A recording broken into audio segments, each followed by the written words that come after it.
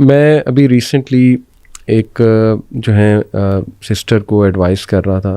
انہوں نے مجھ سے ایک سوال پوچھا تھا اس بارے میں، انگزائٹی کے بارے میں. تو میں نے کہا کہ آپ نا جرنل لکھتی ہیں؟ تو انہوں نے کہا جرنل تو کافی کاؤنسلرز بتاتے ہیں لکھنا، it's a good habit to counter anxiety. میں نے کہا نہیں، but you have to see کہ what you are actually writing in the general.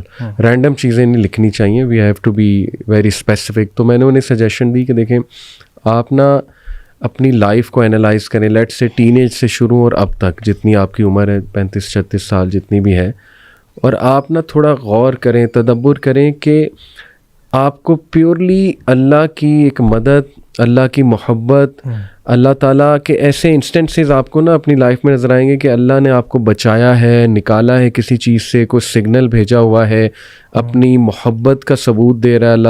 حالانکہ اللہ سبحانہ تعالیٰ کو کوئی ضرورت نہیں ہے ثبوت دینے کی، لیکن سگنلز بھیج رہا ہے اپنی محبت کے.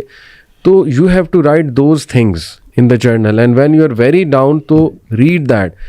یہ میں نے اس لیے کہا کیونکہ دیکھیں نا اللہ سبحانہ تعالیٰ اپنے نبی کو کہہ رہا ہے ما ودعک ربک وما قلی، کہ میں نے آپ کو نہیں چھوڑا ہے، اور پھر دلائل دیے اللہ نے. ٹھیک ہے، تو وہ دلائل آپ کی زندگی میں بھی ہوں گے کہ کہاں پہ اللہ نے آپ کو اس مومنٹ پہ سنبھالا، کہاں پہ اس مومنٹ پہ سنبھالا. میں ایسے کرتا ہوں، سبحان اللہ، میں بھی انسان ہوں، اور آئی ایم شیور آپ لوگوں کے ساتھ بھی ایسے انسٹنسز ہوتے ہوں کہ شیطان کا حملہ ہو سکتا ہے.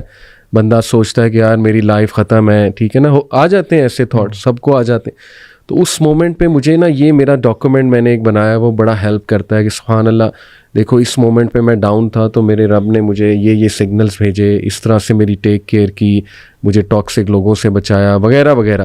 تو یہ میں سمجھتا ہوں ہر انسان کو نا لکھنا چاہیے. It's very powerful. What do you think? اس میں آپ دیکھیں علی بھائی، ابن القیم کا ایگزیکٹلی ایک کوٹ ہے اس طرح کا، جس طرح کی آپ نے بات کی اور آپ نے سسٹر کو گائیڈ کیا. وہ کہتے ہیں had Allah lifted the veil of his sleeve and shown him how he handles his affairs for him and how Allah is more keen for his benefit, his heart would have melted out of love for him. اور یہاں پہ ختم نہیں ہوتا، آگے کہتے ہیں کہ his heart would have been torn to pieces out of thankful to Allah subhanahu wa ta'ala.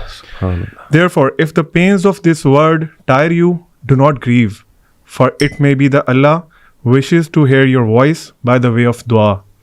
So pour out your desires into prostrations and forget about it, and know that verily Allah does not forget it. سبحان اللہ، سبحان اللہ، amazing. لیکن یہ تو اللہ کے رب ہونے کی، یہ اللہ کے رب ہونے کا سب سے بڑا مظہر ہے نا. اللہ نے آزمائش کرنی ہے، اور اس کو آپ ڈسپلنری لو کہہ لیں، یا جس طرح وہ قرآن مجید کی ایک آیت اس کی بہت اچھی عکاسی کرتی ہے سورہ بقرہ میں، وَعَسَىٰ أَن تَكْرَهُوا شَيْئًا، یہ ہو سکتا ہے تمہیں کوئی چیز بہت بری لگ رہی ہو، وَهُوَ خَيْرٌ لَكُمْ، لیکن وہ تمہارے لیے بہتر ہو. وَعَسَىٰ أَن تُحِبُّوا شَيْئًا، ہو سکتا ہے کسی چیز سے تمہیں بہت محبت ہو، وَهُوَ شَرٌ لَكُمْ، لیکن وہ تمہارے لیے بہت بری ہو. وَاللَّهُ يَعْلَمُ وَأَنتُمْ لَا تَعْلَمُونَ، اللہ جانتے ہیں تم نہیں جانتے. سبحان اللہ. تو یہ لیپ آف فیتھ کبھی کبھی جس طرح ہم بچوں کو کہتے ہیں نا، یعنی کہ اگر مجھ سے کوئی کہتا ہے آپ اپنے ٹین ایج میں جا کے اپنے آپ کو کیا ایڈوائز کریں گے، میں ایڈوائز تو کر دوں گا، لیکن مجھے پتہ ہے وہ تب سمجھ نہیں آتی، وہ بات اب سمجھ میں آتی. تو اس لیے یہ چیز انٹرنلائز کر لینی چاہیے ہمیں.